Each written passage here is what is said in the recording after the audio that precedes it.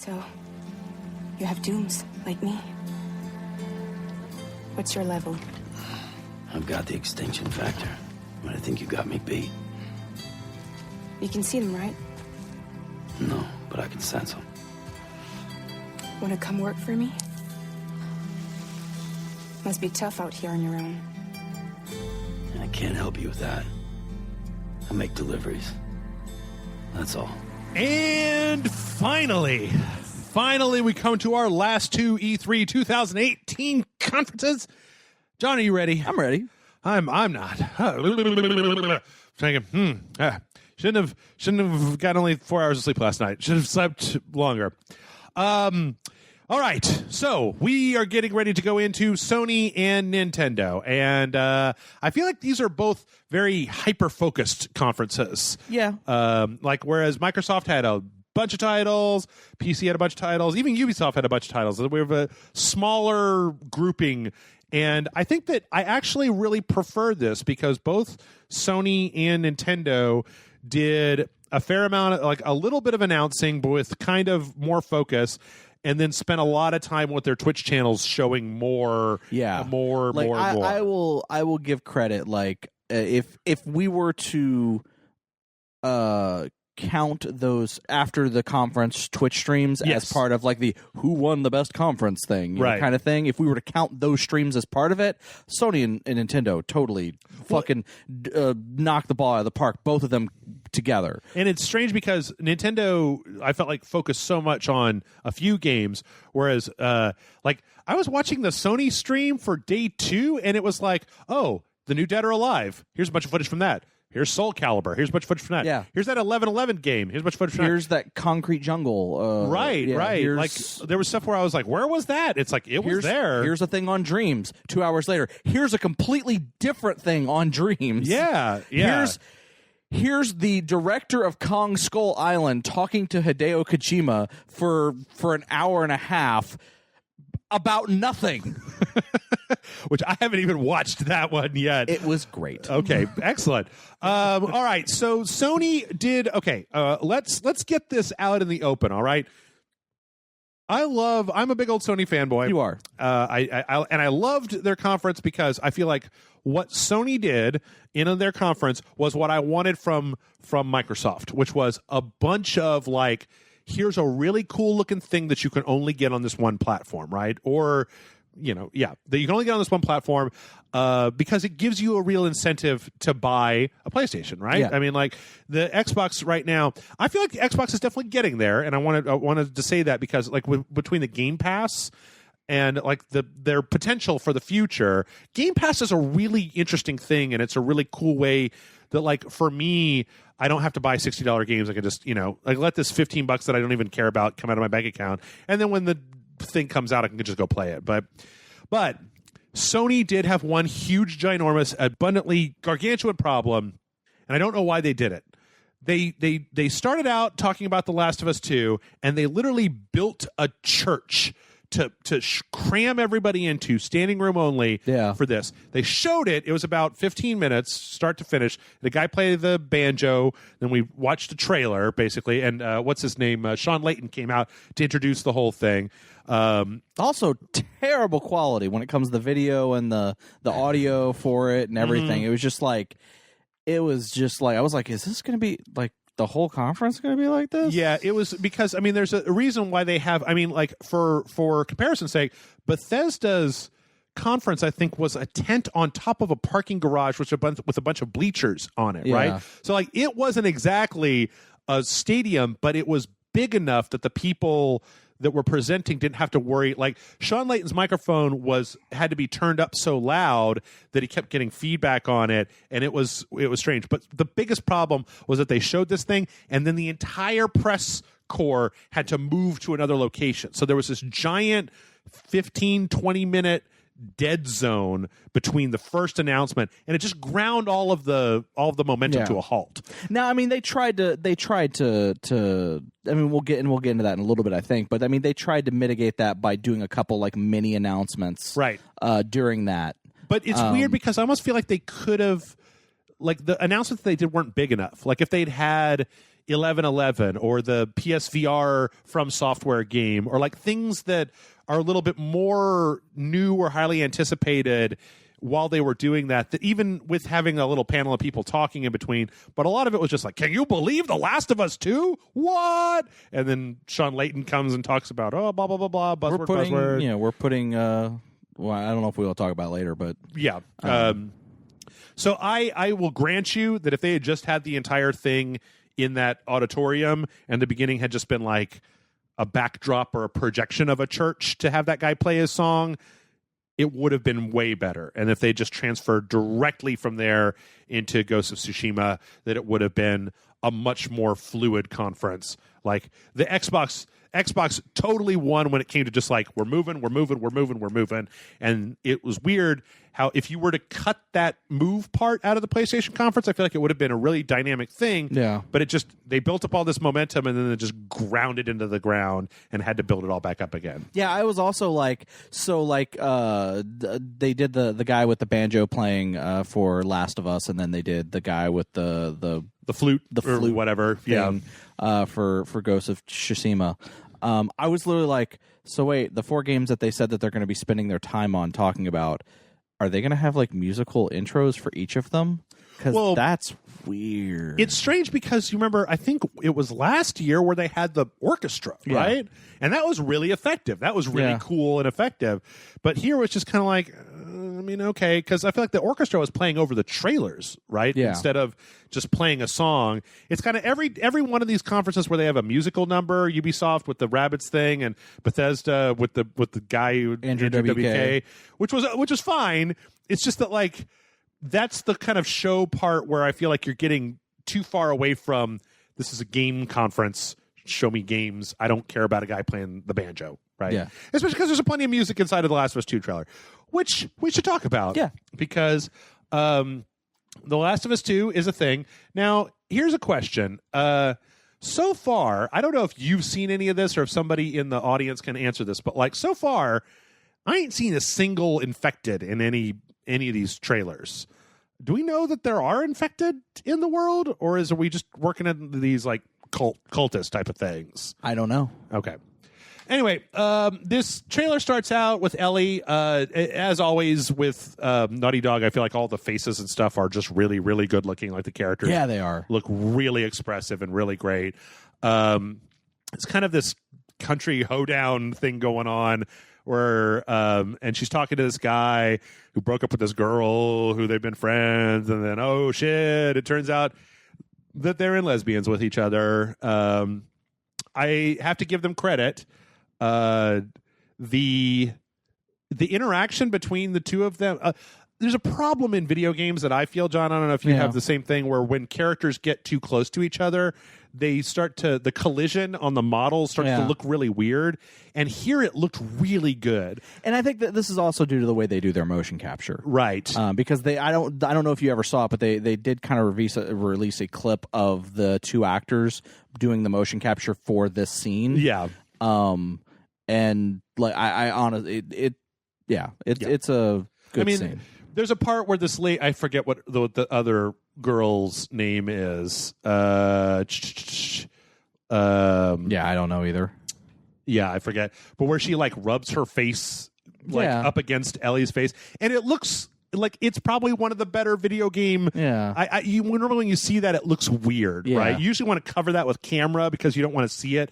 And here it really just feels like it looks really good. Yeah. And I will give them this. I will give them the Rage Select Award for this is one of the first times that I've ever seen 2 video game characters make out and it didn't look like 2 plastic dolls smashing their faces together, right? Like kissing in video games looks weird. Again, I think it's due to their motion capture technology, because I mean they showed a lot of their caption technology last year at the Sony PlayStation Experience Expo. Mm-hmm. And the technology that they've designed to do it is really, really good. Yeah. And it's really, I think if anything, that's the most impressive thing. Yeah. Well, I mean, it's funny because this looks a little bit better, but not drastically better than Uncharted 4 or what was the spin-off Uncharted game with Chloe and what's her name? But anyway, so the two of them kiss, and it's great. I feel like there's part of the internet. I said in a previous video how I was watching the replay of this, and in between the different Sony things, they would just show the trailers. Yeah. So they showed this trailer a whole bunch of times, and unfortunately, I got a few glimpses of the YouTube chat replay of people reacting to it, and I was just like, "Oh Jesus Lord!" They're just like, fucking SJW lesbians in my Last of Us game, and it's like, oh, come on, guys. Wasn't she? Didn't they reveal she was a lesbian in the? Yeah, in the DLC for Last of Us. Yes, which I don't know. I don't know. I don't care. Anyway, this transitions over into the actual gameplay. And I did like the transition, though. Yeah, where it kind of goes into the back of her head and it's dark, and then when it comes out, she is basically brutally murdering somebody with a knife. It's a good juxtaposition of emotions. Now, here's a question, John. I look at this footage and I see UI elements and I see this stuff. Now, from certain companies, I might look at this and go, this is bullshit. But I don't think this is bullshit, because when they showed Uncharted 4 and that looked like bullshit, it wasn't bullshit. Yeah. And when they showed The Last of Us Naughty 1, Dog is pretty good about, even if it is bullshit, it's so close to what it actually ends up being that it's not.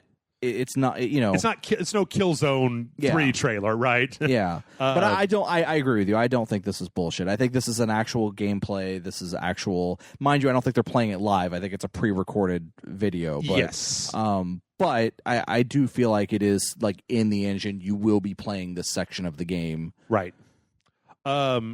And so what we see in here looks really, really good. It does. It looks brutal, too. I mean, it reminds me, I've kind of forgotten, I think, that, when we think about The Last of Us, a lot of times I think about the clickers and the infected and stuff, but there was all those parts where you were, like, going through areas where there were people, and you had to, like, either kill them or go around them or whatever. Yeah.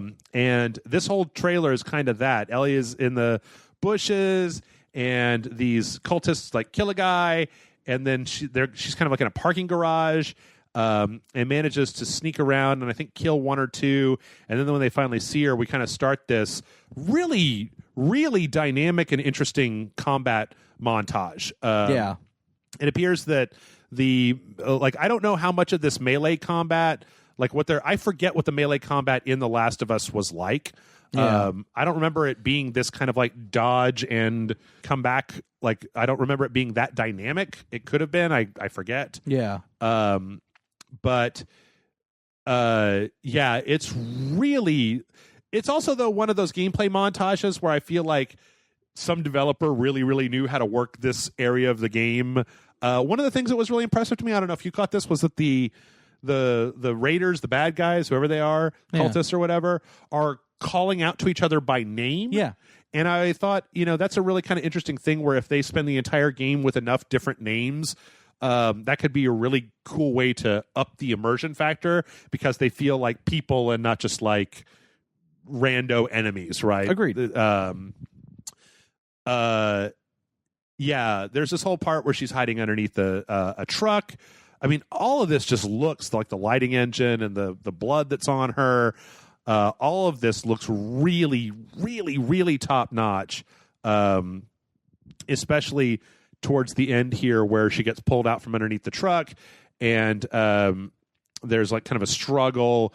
But when she goes into this store, there's actually one part that I really like as we're watching this where she takes a hostage? No, she runs and she grabs this bottle on the fly and then throws it right before she takes a hostage. Like, that's a really dynamic kind of thing. And then they shoot the hostage and she runs into a store. She obviously, I don't know if there's going to be some kind of like Snake Eater style. She has an arrow in her that she has to pull out at a certain point. I don't know if it's going to be like a Far Cry thing where you have wounds that then you dynamically heal on the fly.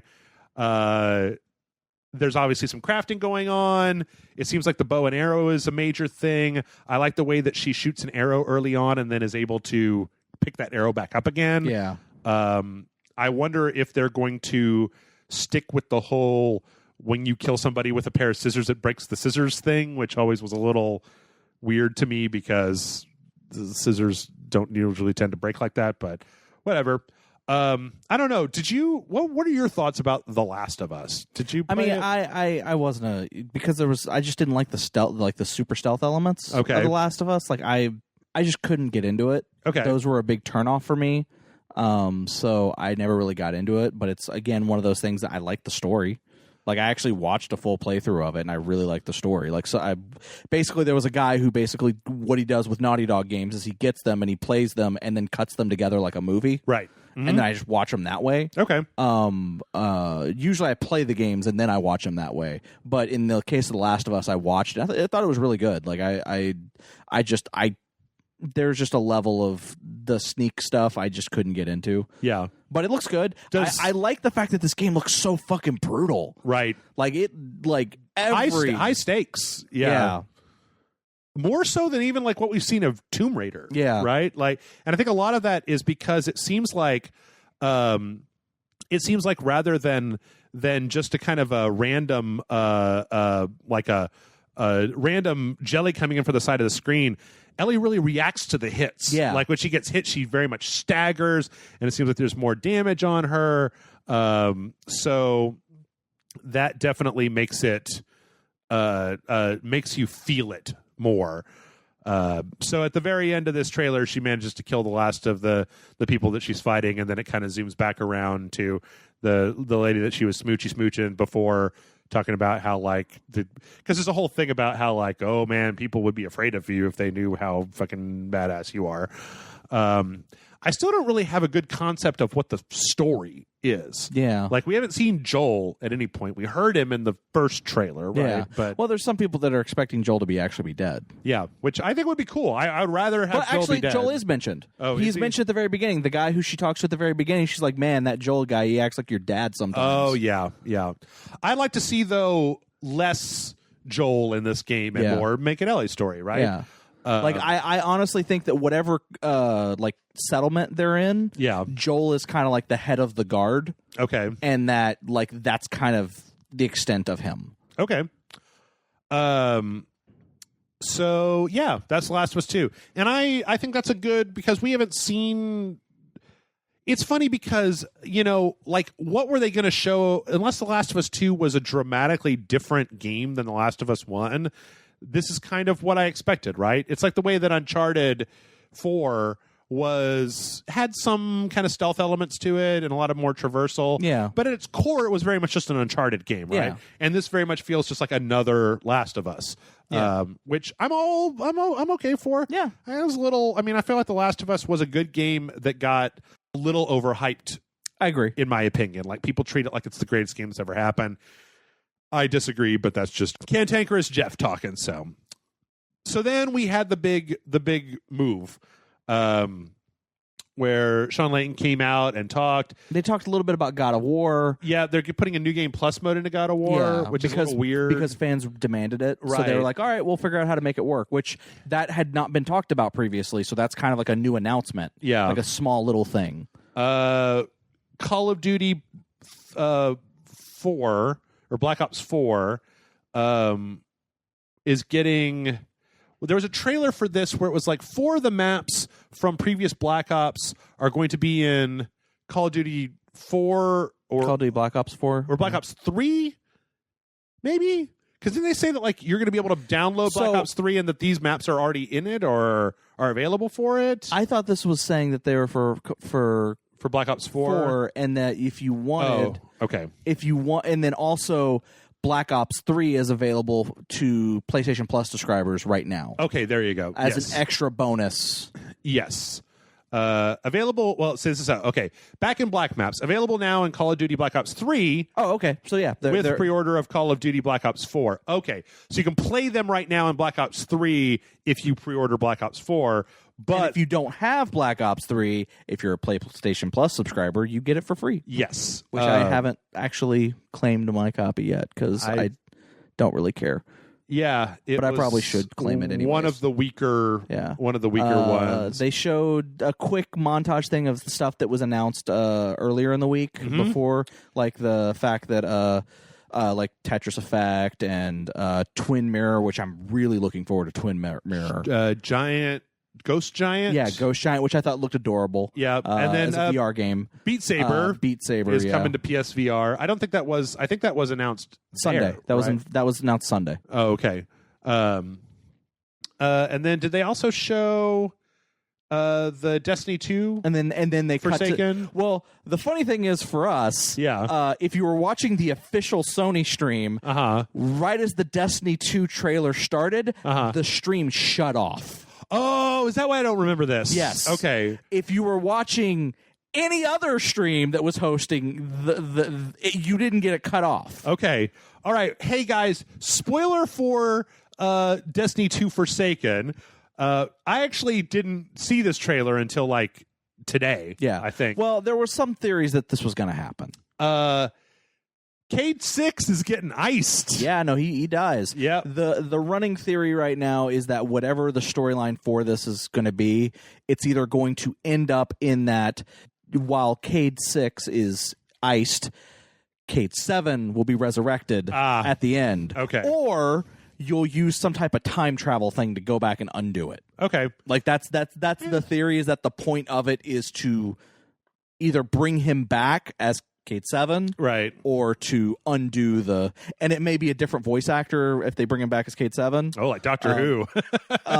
Like that's all running theories, but I mean, people had thought that he was going to die leading up to this due to things that were in the last couple of updates. Yeah. And also some promotional material that didn't have like a title with it, but like there was a thing with like his gun, and then Cade 7 was standing on top of his gun. Mm-hmm.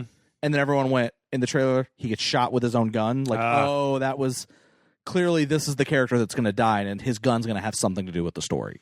It's interesting because I do know from watching stuff that the story to this is that there's a prison in the belt there a bunch of like criminals break out of, and so I think that's actually a really good framing device of they broke out, Cade 6 went to go stop the breakout, he got killed, now it's up to you to go round these motherfuckers up, and you're like, ooh, I'm gonna get those motherfuckers that killed my friend Nathan Fillion robot in Destiny 2. Yeah. Ooh, I don't like him. Ooh. And then probably at some point something will happen that says, oh, you can bring him back, and then you bring him back and he's voiced by, I don't know, fucking Ryan Reynolds or something. Nathan Lane. Yeah, Nathan Rip Lane. Torn.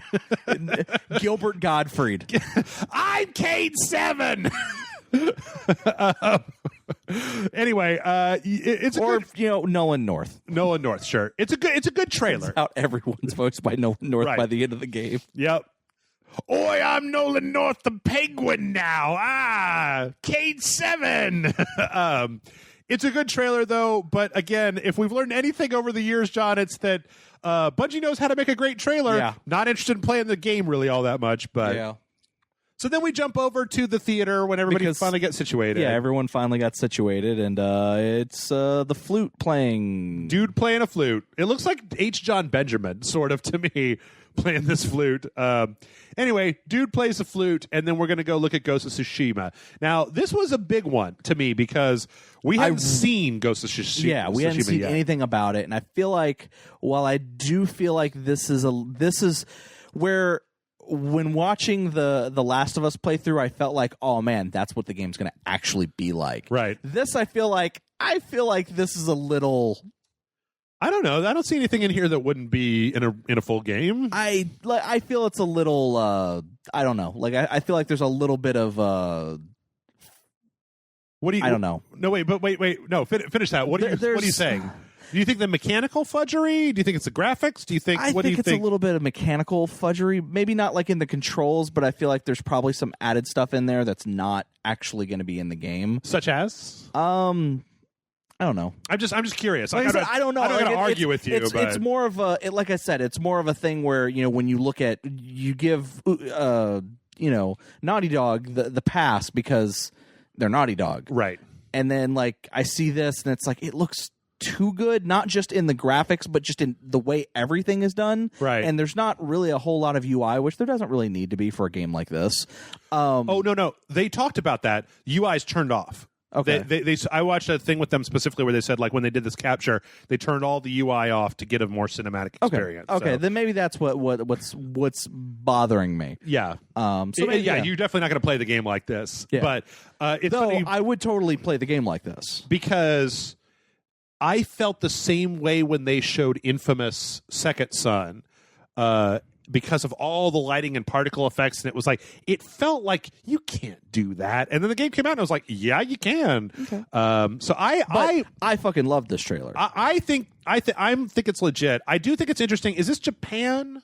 It's an island off of Japan. Okay, because It's one of the smaller islands. I was actually just talking Actually, to it's somebody. Tsushima Island. Okay, I was talking to somebody briefly about how cool it would be to have Mongols in a game, and that is those are the bad guys, Yeah. at least here. Yeah, no, are Mongol that's invaders. Yeah, no, that's what the entire game's about. So, which I think Mongols are really interesting, and that they would make for really good antagonists in a video game. Yeah, because this is actually something that really did happen. Yeah. On this island. Okay. In Japan, and so, that's. I do like also the fact that between like Neo and Sekiro and a lot of the other stuff that we're seeing in this kind of feudal Japan genre, I like that this isn't fantastical, at least so far, that we haven't seen. It's dramatic, but it's not demons, right, or gods or anything like that. It's just like. Well, I also do like the fact that, looking at Sekiro and this, they do look different. Oh, absolutely. Like, even though they're the same type of setting, they're both, samurais and in Japan. Right. They, you can look at a screenshot of each of them and be like, well, that's this one and this is this one. You can tell them apart at a glance, yeah.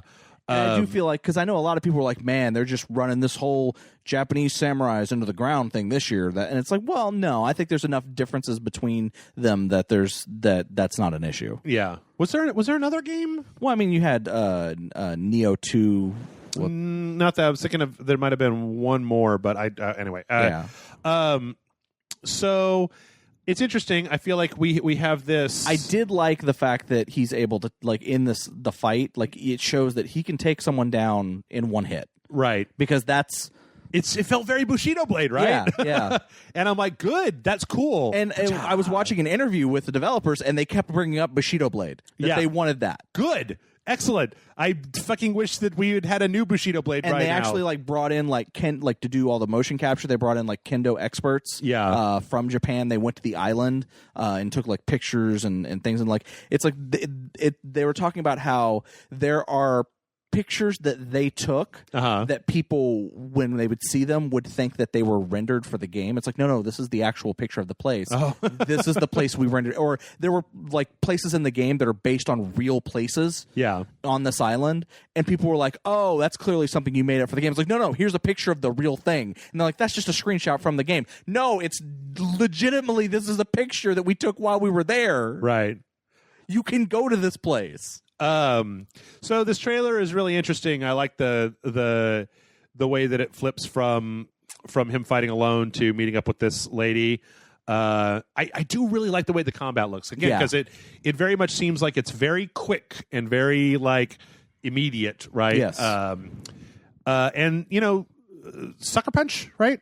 Sucker Punch? I think so, yeah. Yes, it's Sucker Punch. Sucker Punch has had a good track record, at least for me.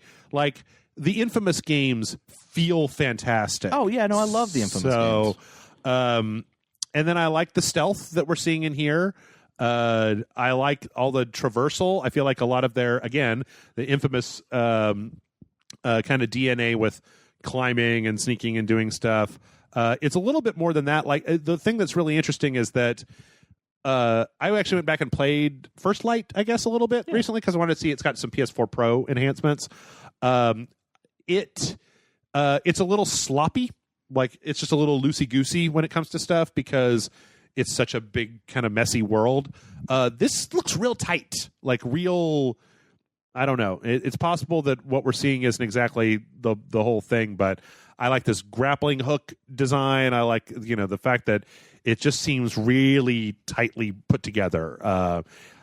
And yeah, this is definitely one that's really on my list. Yeah. No, I'm looking forward to this one. This was probably out of the things that they showed in depth, I think this is the one that sparked my attention the most. See, it's funny because you say out of the ones they show in depth, and it's like I know exactly which one was actually John's biggest favorite thing. Yeah. Anyway, yeah, and then this trailer ends with a duel between the player character. Well, actually, I can't not talk about how cool this stabbing them through the screen part is.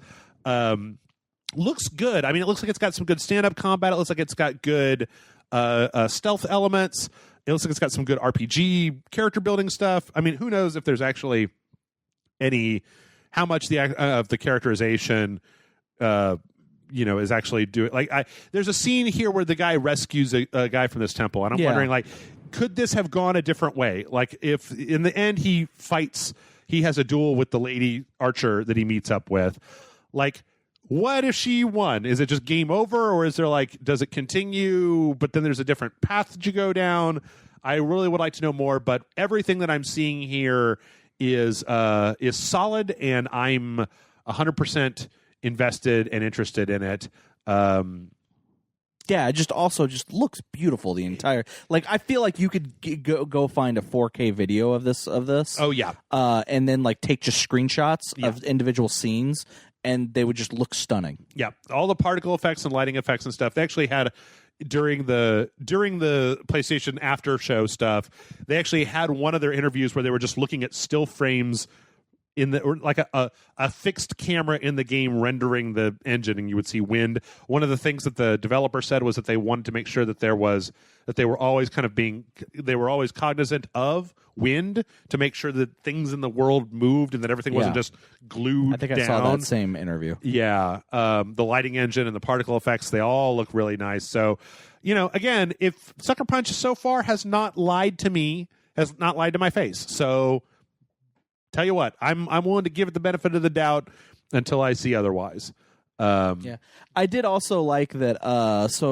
During the press conference, there were these little interstitials with a band made out of different fruits. Yeah, there's a banana playing guitar, and there's I think it was a cherry playing the drums, or an orange playing the drums, or something. Yeah, and those were all made with dreams. Yes. They didn't talk about it. They didn't say it was made with dreams, but they came out afterwards going, yeah, no, those were all made. All of that stuff was made with dreams. And I'm really glad that they didn't trot out dreams, because it's interesting, but it's not something that I feel shows well in a conference like this. Yeah, I feel like it shows better in those after where they sit down, they show people actually making something in dreams. Yes. and actually showing you what it's going to be. And here's the thing, I look at it and go, I don't even own that, and I'm overwhelmed with what they're saying that you can do in it. Yeah. I also don't think I'd ever hardcore use it or play it. Right. But I kind of want it because of the potential of what you could do with it. I know myself well enough by this point in my life to know that if I bought it, I would fucks around with it for a few hours and then be like, Dunzo. Maybe interesting. I barely play the Far Cry 5 arcade mode, and there's a few things in there that are really fantastic. But all right, John, it's your birthday. It's your birthday. Well, not for 2 weeks, but because we got a trailer for one of the most interesting looking games at E3. This is Control. Yeah, which I thought was funny because when the trailer first came out, I'm looking, I'm going, man, this looks a lot like Quantum Break. Yeah. And then Amanda goes, this kind of reminds me of Alan Wake. Yeah. And then and then we're like, huh, I wonder if this is a Remedy. Literally, I'm just I wonder if this is a Remedy game. Yeah. Just kind of sitting there, and then Remedy pops up at the end. I was like, fucking yes, it's a Remedy game. Yep. Now this is okay, so the main character here, this is what did they call this? It's the closed house or the quiet house. Yeah, it's she works for the Bureau, right, which is kind of this group that protects the world from like supernatural stuff. She has some psychic abilities, and there's a place called like the Quiet House or the something, the Changing House or something like that. And so she gets psychically drawn there, and apparently something's also going down there as well. And like the bureau, like a bunch of bureau agents are already there. Like I think it might actually be a bureau facility. Well, I think that I remember them saying that like the director is dead, and that she's the replacement director. When she walks in, the director gets killed. Okay, and then everyone decides that she's the new director, and because she's the new director, she gets this handy gun, which is the thing you see in the trailer that starts changing. Really cool. And apparently it can change into other types of guns. Yeah. Like at one point it can be a shotgun. I think it might even be a sword at one point, or a shield. And it kind of looks like a bunch of like a solid piece of metal that's been cut into like individual squares that kind of like pops apart and comes back together. It's really striking looking. It's really striking. And then she also has this gun has enhanced her psychic abilities as well. Yeah. And so she's kind of more powerful as a psychic. And so she also has like abilities that she can do, like she can do like the psychic wave or a psychic shield, and other stuff. And it just looks fucking badass. It's so stylish. It's so stylish. Like it very much has this kind of like anti-gravity. There's people floating. There's a lot of this kind of like red smoke and lights that you're seeing. Is really fantastic particle effects. It looks amazing. Oh, yeah. Just very. It's kind of an interesting thing to talk about the difference between all the games that we've seen this year that are just made in the Unreal Engine, the new Unreal Engine, that look very good, and then this game where like a fucking art department is on top of this shit. Yeah. Also interesting about this is that it's since it is a Remedy game, it is made by Sam Lake. Right. However, they've been kind of keeping Sam Lake as far away from the promotion of this game because usually he's up front. He's the guy that talks about it. He's the guy that you're doing interviews with at the things after the press conference or at the press conference. Right. But he's absent. They've been letting other people from Remedy shine, and I kind of wonder if maybe his outside of writing it, he may have had a lesser, like a little bit more hands off. Because I know that in addition to this, there's also like 2 other games being made. Right. One that is a Microsoft exclusive, and one that is that Chinese. It's the single player mode for that Chinese sequel. Oh, like the Tencent thing or I don't something? remember. I don't. Yeah. Yeah. I remember we talked about that. Yeah. I know. This is the third project that they said was not Microsoft exclusive. But is this the one with the dog in it? Oh, probably not. Or maybe it is. I don't know. What I like most about this is when I look at it, it looks like Quantum Break and PsyOps the Mindgate conspiracy had a baby, and I am 100% want to raise that baby as my own and adopt it once it's old enough. Yeah, I am as a self-proclaimed Remedy fanboy. All you had to say is Remedy and Control, and it's a new game from Remedy, and I would have been like, all right, I'll buy it. Yeah, you had me at Remedy. The only but the thing is before, like, even though was like, this looks like a Remedy game, before I even knew that for sure, before the word Remedy even appeared on the screen, I went, this game looks cool, I want it. Yep, I agree. I do just hope though. I feel like there's one moment in the trailer where we see like a live action silhouette of somebody, kind of like there's like a screen, like a big ghost image of a live action person, and then they're kind of reflected like up close to the camera. And I hope if there was a version of Quantum Break where I didn't have to watch the TV episodes, I would have been a lot more interested in Quantum Break. But so I'm hoping that's what this is. In any case, it looks like... they did state that they're doing something completely different with the storytelling in this one. Okay, cool. Than they have with any previous game. Cool.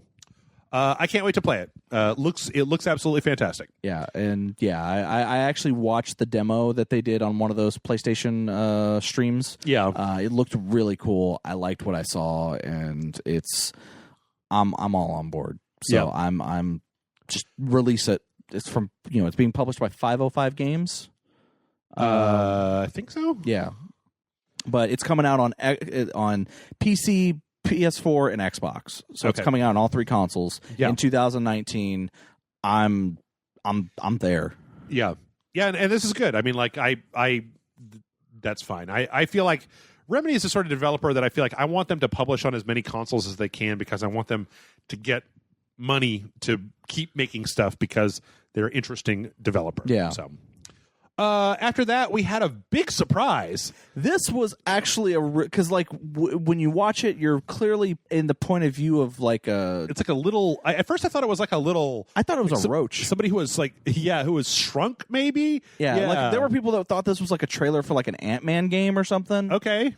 But I was like, is this like, are you a roach? Are you what's going on here? There's like a tiny PS1. Yeah, and it's like you're in a pantry running around, and there's all these like sounds of a struggle, and then finally like the whole thing tips over and kills, and it kills the camera, and it zooms out, and it turns out that it was a rat that was running and got crushed by this thing falling over, and then we zoom up.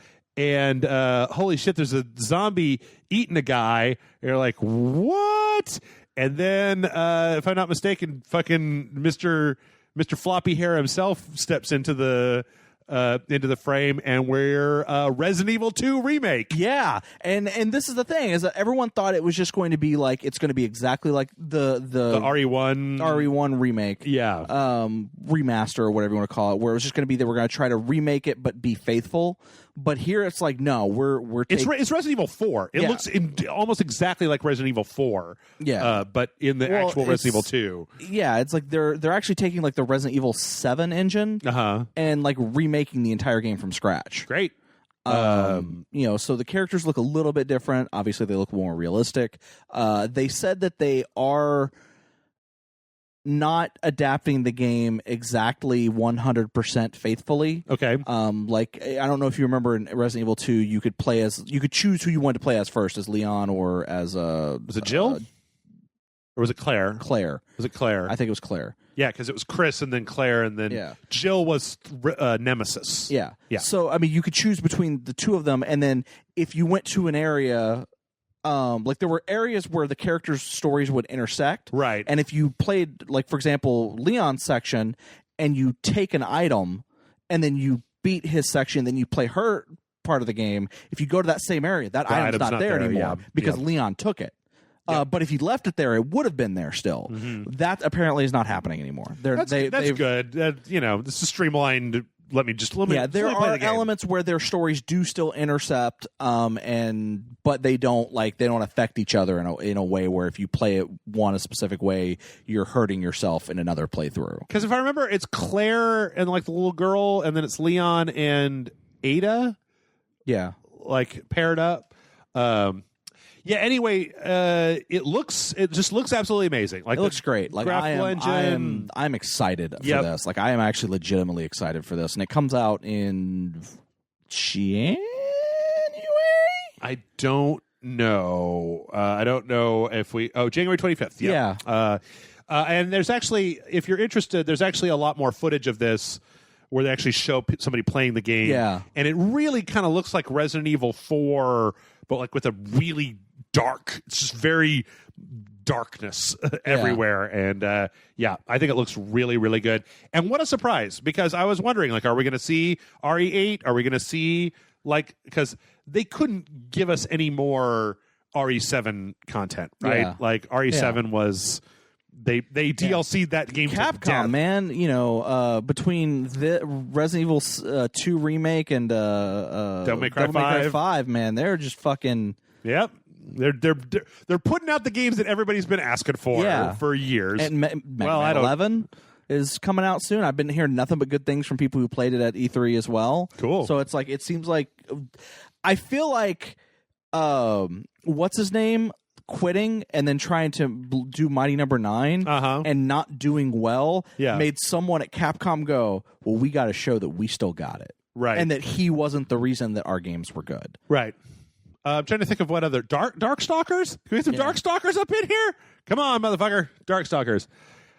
Anyway, from there, we got a trailer. Okay, listen... I realize that there are some people that are probably either not fans of or are sick of the interdimensional cable Rick and Morty kind of just babbling thing. Nonsense, yeah. Right. But this is Trover Saves the Universe, which is new, both PSVR and not VR game. And It's that same thing. It's from Squanch Games. It looks a lot like Accounting Plus. Yeah. Well, except that it's like a third-person action game. But like the characterization are all just like, "Hi, I'm the bathtub man." It kind of seemed like we're gonna play this new game. I'm always in the bathtub. It kind of seemed like it's making fun of Let's Players. It's sort of okay. Yeah, I could see that. But it's very much that style. Yeah. And Accounting Plus was also very much that style. Yeah. Where it was just that was the thing of that Justin Roiland just kind of improv, just never stop talking, just because at the very end, Bathtub Man drops the controller and he kills himself, and then the guy is just like, "Oh no, call 711 because that's the number. That's the number for emergency in this crazy universe." And you know what? I'm not tired of it. Like I'm not tired of it. I'll totally play Trover Saves the Universe. Yeah. It looks fun. It looks weird. It looks weird and fun, and I'll play it. I liked Accounting Plus enough that I'll play this. Yep. I kind of wish there was an app for Accounting Plus where I could just get the guy in the tree just to sit on my desktop. Not my seed. Yeah, and just like yell at me. Yeah. Just, get out of here! Get the fuck out of here! Stop touching my seed. Stop touching things. That's my seed. You got it all dirty. Anyway, I'm sure that there's somebody who's already turned it off because of this. But anyway, does Trover Saves the Universe? From there, we got the Kingdom Hearts Pirates of the Caribbean thing that we talked about before, with all of these kind of weirdly hyper-realistic Pirates of the Caribbean characters. And like the whole ship in the sand thing on Pirates of the Caribbean. Is that Pirates of the Caribbean like 3? I don't know. And there's the whole one with fucking what's his name? The No Country for Old Men. Javier Bardem was the bad guy. I don't know. Okay. I literally have only watched the first 2 movies and then never watched any of them ever again. Okay. I kind of like the ship combat. Seems like there's a lot of mini games going on in this. Between like we talked about the cooking game that looks like Ratatouille. We might have a cooking mini game. We got looks like a Pirates of the Caribbean, type of thing. Sora and company are all keyblades that look like pirates. Somebody did a really good Photoshop. The best thing I've seen come out of this is a Photoshop where they took Sora in his outfit because he has a tricorner hat and put him in Yarnum, so it looked like he was in Bloodborne. And I'm like, ooh, Bloodborne, Kingdom Hearts. That sounds great. Maybe Goofy will get his head torn off. Anyway, this is more Kingdom Hearts. It's interesting. They have enough Kingdom Hearts that like everything they show in this trailer is not things that I've seen in the other trailers, right? It's all very much focused on Pirates of the Caribbean. They got their Johnny Depp sound-alike to come in and be Captain Jack Sparrow. I mean, they just make a fucking Pirates of the Caribbean video game. You got all your assets. You got something that looks like Captain Jack. Yeah. Well, Hercules, this is like actually the most full of the Kingdom Hearts trailers that I feel like. But it also had that weird sound thing as soon as the music started. Did it? Well, it's like have it? When the music started, it then cut out all the sound effects. Weird. But like during like the stuff where it was actually showing like the new stuff with the Pirates of the Caribbean, like it was all there for that. Interesting. Anyway, yeah, if you're into Kingdom Hearts, then boy, this year's E3, you got a lot of good stuff at this year's E3. Okay, so it's finally time. The wait is over. Made you guys listen to 4.5 podcasts. Death Stranding. Yeah. So, Death Stranding. Also, wait, hold on. They're also putting out all of those Kingdom Hearts 1, Kingdom Hearts 2 Megamix things on the PlayStation 4. Yeah. Death Stranding. We're back to Death Stranding. So, I feel like the people that were upset that this wasn't more of a... that this wasn't...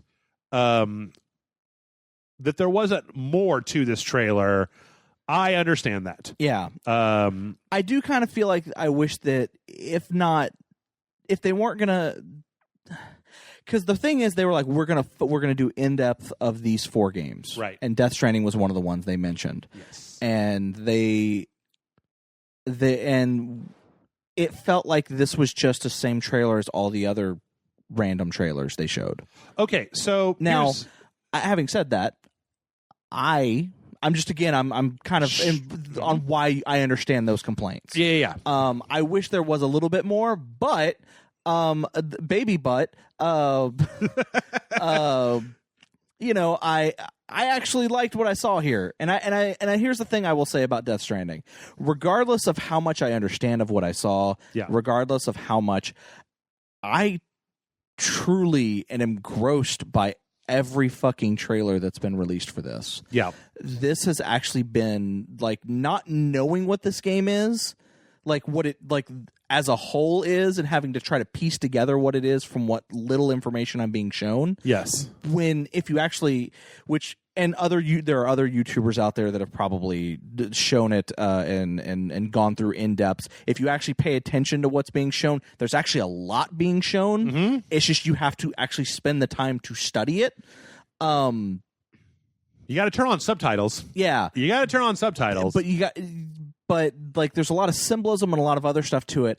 I like the fact that I don't fully understand what this game is. I don't fully understand what the story is. But I can't think of the last time that a game has been like that. And that kind of excites me. So I have a lot of feelings about this. One, I as you said, I understand people that wanted to see something more along the realm of what we saw in Ghost of Tsushima or Spider-Man or The Last of Us, right? A vertical slice of gameplay would have been nice. And there is some gameplay here. There's a lot of traversal. There's a lot of walking. There's nothing that I would call combat. There's some sneaking and walking. I thought it'd be interesting if that's actually the entire game. Literally, you're just walking from place to place. Now, I feel like it's interesting because I don't think that Kojima... I have a strange theory. I think that what we're looking at here might represent like the first hour of the game, because motherfucker showed us that tanker level for 2 years before Metal Gear Solid 2 came out, and there wasn't a whiff of Raiden the entire time, right? Yeah. In the Phantom Pain, they started out by showing us something that turned out to be a total bait and switch. Now, when Metal Gear Solid 3 came out, they showed us a lot of Metal Gear Solid 3, but even in Metal Gear Solid 4, there were some weird fake-outs. Like there was the year where they ended the E3 trailer with what looked like the young Snake that turned out to be like an outfit that you wore in one of the levels of Metal Gear Solid 4. Yeah. So I'm not entirely... Like there are a lot of people that I saw that are either in the chat or even on the YouTube chat or places, they're just like, oh, this is just going to be a boring walking simulator. Like I don't think it's going to be that. I think it'd be hilarious if it was, but I don't think it's going to be that. First off, I think that Kojima's too canny to do that. I think that he's interested in telling a story, and he tells a lot of it through game mechanics. Now, I think that we can suss out from this trailer that Sam, the main character, is a courier. Yeah, he's taking things across a large distance. If I'm not mistaken, I think Kojima admitted to that much in one of the 2 or 3 interviews he did over the weekend, right, or over the week, which is that Sam is a courier. That's his job in life, is that he couriers things from one place to another. And we see different outfits, different biomes, different areas of him taking things from one place to another. You know what? I think it's really interesting. I'm going to jump ahead in the trailer a little bit here. I think it's really, really, really, really interesting that over the course of this E3, I feel like I was watching the chat and I saw hundreds and hundreds of people, or the people that were in our chat, and like we saw trailer after trailer of people getting shot and people getting blown up and people blah blah blah blah. I don't think anybody had as a visceral reaction as to the point where this motherfucker tears one of his toenails off. Oh man, no, I already have issues with that. Right. Like that I have to close my eyes every time that scene comes up. There it is. Yeah, here it is. I legitimately can't watch it. Right. Because things with toenails. I've talked about it on the podcast. When I was younger, I had a huge problem with ingrown toenails. And I've had a lot of operations done on my feet and my toes specifically, and on my toenails. That shit hurts. Yeah. And that just brings up very painful memories. Yeah. Now, I do think that for everybody that thinks that it's a walking simulator, there is at least one moment in the trailer where he pulls out a gun. He has this briefcase that he kind of breaks open, and what he pulls out, I feel like if you just like, I feel like there's a lot of things that you can look at in this game, and if you pay close attention, you can see things. Yeah. Like this gun obviously has a bunch of customized bullshit on it, right? Yeah. Like I feel like there was an interview where he talked about where I listened to him talk about how like violence is going to have repercussions in this game. Yeah. So I feel there's a lot of interesting stuff. At the end of the day, I'll get back to talking about this for a second, but I just wanted to basically say, one, I've never been dissatisfied with a Kojima game. So the guy's got a blank check for me. Yeah. Two, Kojima is up his own ass. He's always been up his own ass about having these philosophical games that are about bullshit, and that's not for a lot of people. I totally understand it. He's never making a game that's like fucking Call of Duty, right? He's never making it just like hey, it's a fun game. Doom would never be a Kojima game. Kojima's Doom would be completely different, and it would end up, who is the real demon here? You or the actual... I mean, it'd be all about morality and philosophy and blah, blah, blah, blah. Yeah. There's going to be that in this game. Obviously, this game is going to be chock full of that shit. And if you're not interested in that, then I don't think it's a game for you. I don't think it's going to be Metal Gear. I think this motherfucker made 5-6 Metal Gear games and is sick of making Metal Gear games. So I think it's going to be something different. He even talked about in one of the interviews that he purposely made the protagonist not military. Right. Like, this character has no military training. He is, at its core, an everyman. Right. He's a delivery boy. Yes. Like and that's the part where I feel like he did confirm that. And so he wanted to make a character that was so anti what Snake was. Right. Like that, so don't expect to even get like the action pieces of Metal Gear. Yeah. In this, because that's not what this is going to be. Yeah. And then finally, I'm all right with just waiting to see what this is. Like I'm trying to suss out what I can, but there's a lot of it where it's like part of what's interesting about a Kojima game is like getting getting immersed in this weird world that this crazy fucking auteur has created. No, I get you. Now I'll say that there's things in this trailer, like this thing that we're looking at right now, where he gets the goosebumps when one of the monster ghost things is out there. That's like, I've never seen a game engine render, like that's a very subtle effect to show for your storytelling. The fact that you've got this foliage that grows around the footprints that are being there. In fact, I was even saying when the footprints hit the, I think it's really interesting. I don't know how many people even, maybe everybody knew this, but like, so there's these footprints that are going by him as he's reaching for this picture. And they look like handprints. Yes. Yeah. And when the handprint hits the picture floats and then the handprint fills up with this fluid, but it doesn't affect the picture like the picture is then floating on top. It's not like it gets stepped on and then above. And it's just like these really strange little attentions to detail that are the things that I fucking love about this guy. Also, Kojima does not engine lie. Yeah. This is what this game is going to look like. Like I don't think that there's any choice of that. And it's amazing the facial tech that's going on. Oh yeah, here. no, definitely. The Decima engine is looking fucking amazing. Yeah. So, and then we have this new character who I don't know, like. His name is Sam Bridges, right? And he's got Bridges, like, kind of on his... Sam Porter Bridges. Bridges. Yeah. And she's got Fragile all over her costume, and I'm not sure whether that means that her last name is Fragile or Fragile or something, whatever. Yeah. There's some interesting dialogue between the two of them. She's got this very interesting umbrella that's kind of, like, blitzing out. She's got this weird punk rock spike jacket where the spikes retract. Did you see that? Yeah. They're kind of like rubber spikes. Yeah. There's a lot going on in here, and it's weird. And I feel like this lady is another courier, right? Or she's the one at the beginning that's offering to have Sam join with her. Yeah. Yeah, there's the whole time and the rain, and then at the end there's a whole part where the whatever these ghosts are around him, and he talks about, and the person on the other end of his radio says, well, yeah, you'll come back to life, but like that area will be decimated if these guys get you. He activates the little baby powers. Yeah. So yeah, there's definitely a thing where apparently if these things get you, they speed up your aging process. Yeah. Until you just die. But apparently for some reason for him, he basically gets pulled down and then he just wakes up somewhere else. Okay. And that's part of the mystery. Like Kojima's like, well, that's part of the mystery. I'm not going to really go into explaining any of that.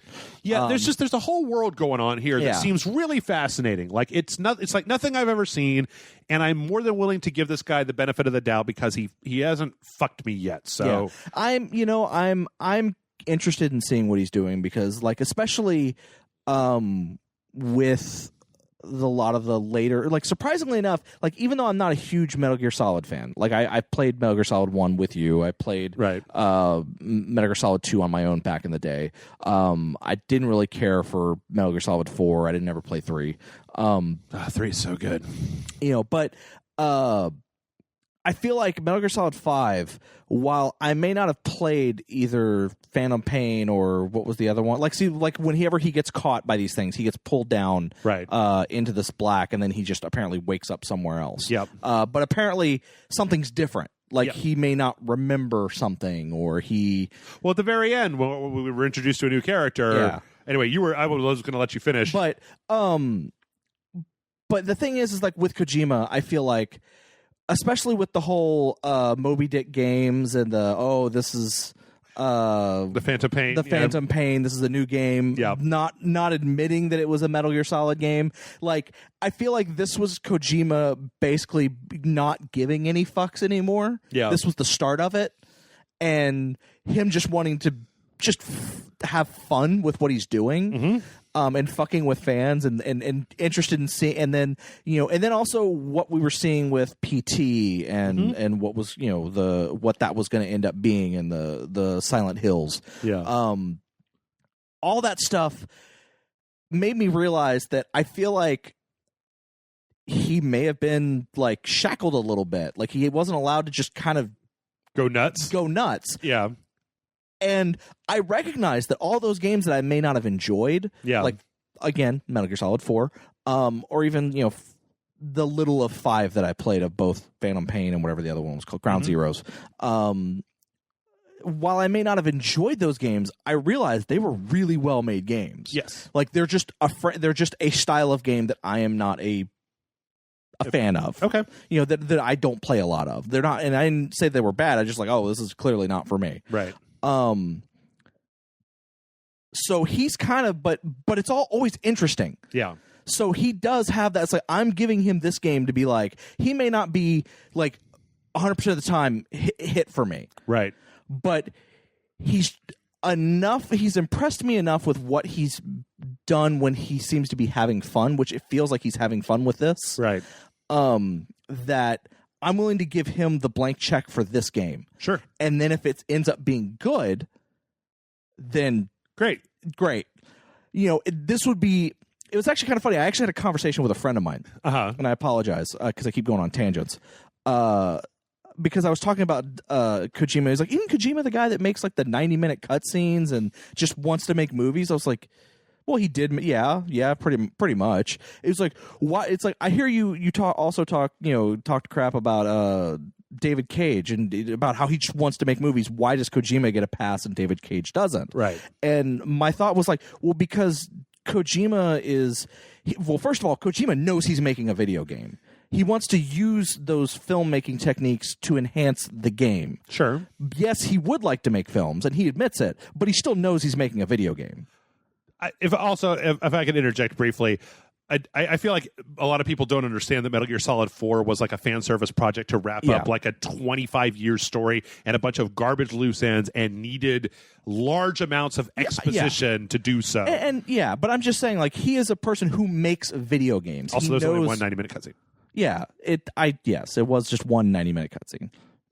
Sorry. Yeah, I've been salty for years where people are just like, oh, these fucking hour-long cutscenes. I'm like, it's not an hour-long cutscene all the time. It's like the end of the game is a movie. Yeah. Like, how could you hate that? The end of your video game, instead of saying a winner is you, is like, here's a feature-length movie to explain all your favorite characters and what happened to them. Sorry. No, I know. Sorry. But I'm saying, like, this is a guy that still makes a game. Right. Mm-hmm. And if you wanted to compare him to someone in film, he is very much a Scorsese or Francis Ford Coppola or something like that. Like he is someone who is an auteur of his craft, though he also happens to enjoy movies and he said it himself that he has always wanted to be in movies and he's felt trapped in video games. But even though he felt trapped in video games, he wanted to make video games. Sure.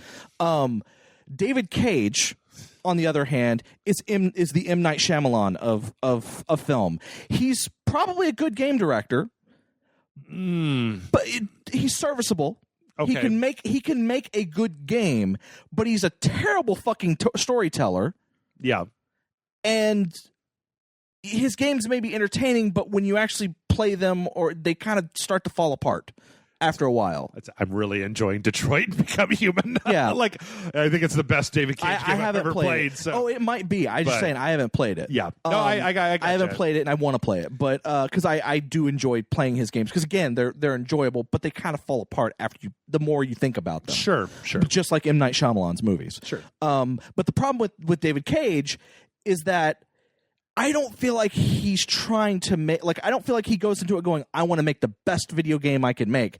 I feel like he goes, I want to make something as close to a movie as I can. Yeah.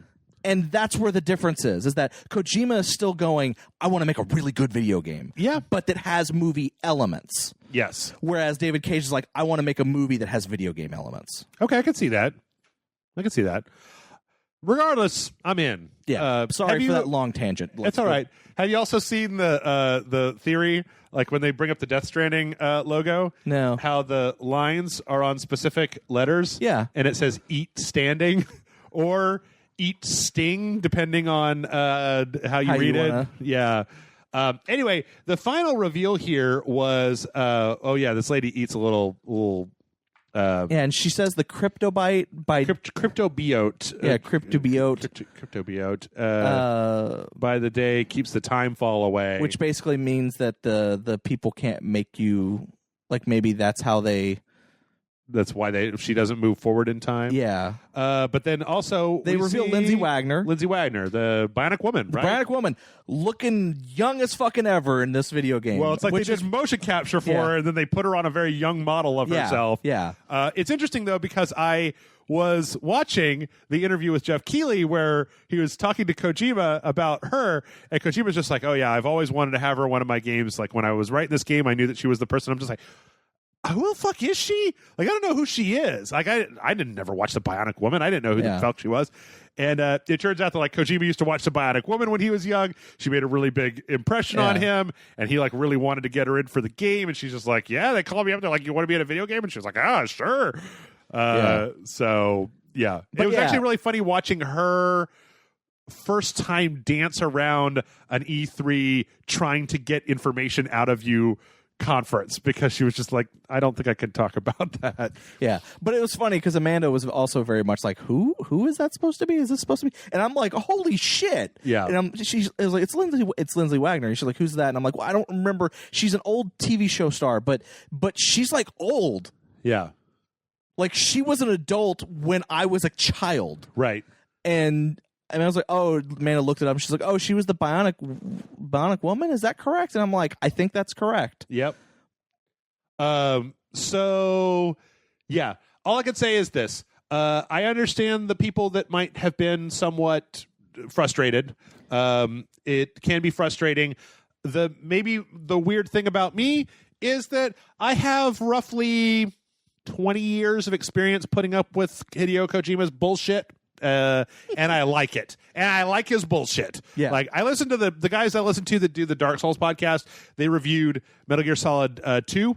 And boy, they just had no time at all for all of the bullshit S3 simulation, Metal Arsenal gear, controlling the meme gene scene. You know, the president's got a Dr. Octopus suit and he's mass producing Metal Gears. And Hal Emmerich slept with his mother, and that's why his stepsister's afraid of water, and there's a parrot and a vampire, and I'm just like, I can't get enough. I can't get enough of that horrible bullshit. That's the funny thing, because all of that stuff is the stuff that makes me want to like more of the Metal Gear games. Yep. Because I actually really like Metal Gear 2. Yep. Because I was like, oh man, is this what all the Metal Gear games are like? Nope.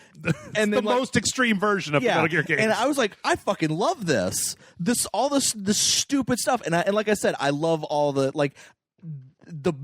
Kojima bullshit, as you put it, right? Is the stuff that I like, right? So that's why I'm all on board for this. Revolver Ocelot grafted Liquid Snake's arm onto him, and then through a combination of hypnosis and nanomachines, trained himself to think that he was being taken over by Liquid Snake's personality in order to draw the Patriots out, so that we could have a final confrontation with them. What the fuck are you even talking about? Like, what in the world is this supposed to be?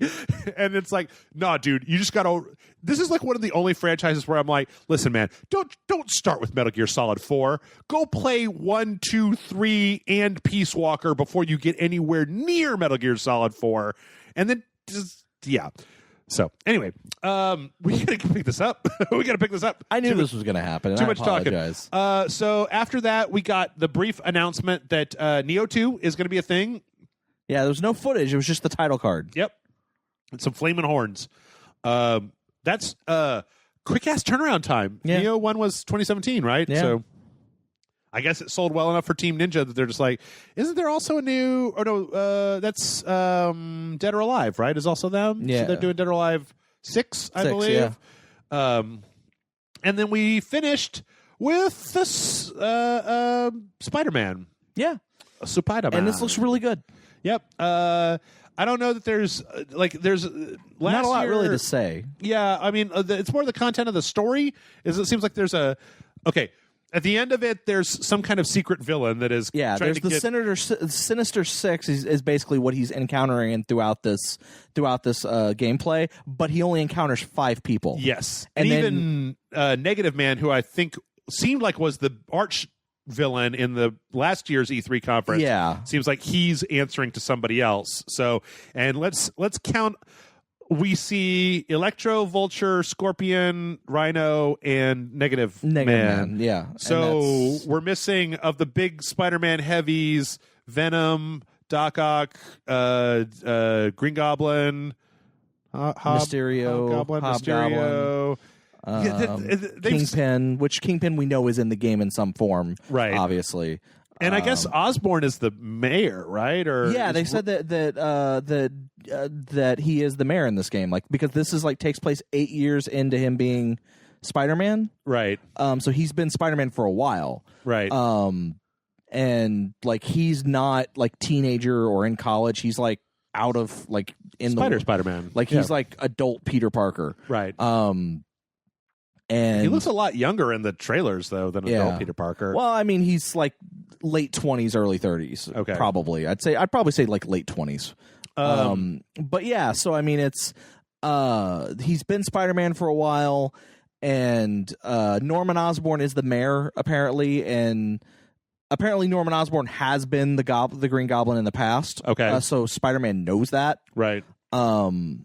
But yeah, like I'm interested to know who the oh my god you reveal thing is, which right. Kind of piques my interest a little bit. I was already on board for this game. Like this playthrough didn't do anything for me.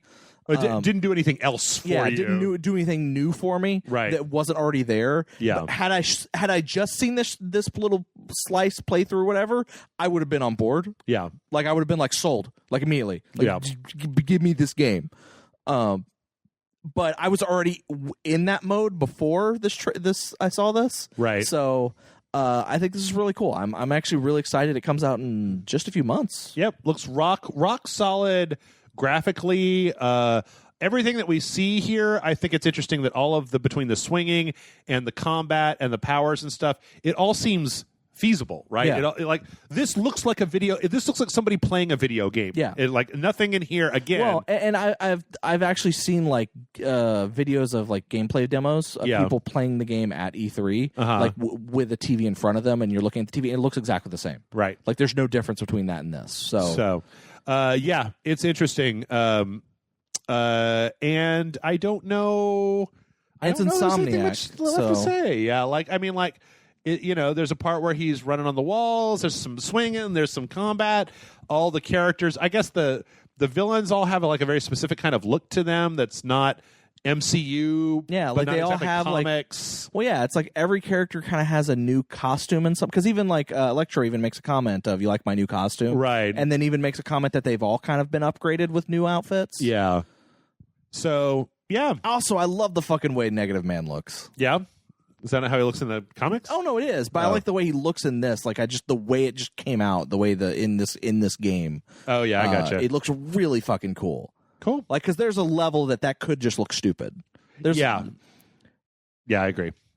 And that was the Sony press conference. So, how about then afterwards they had like another like 10-15 minutes of not press conference reveals. Right. Yeah.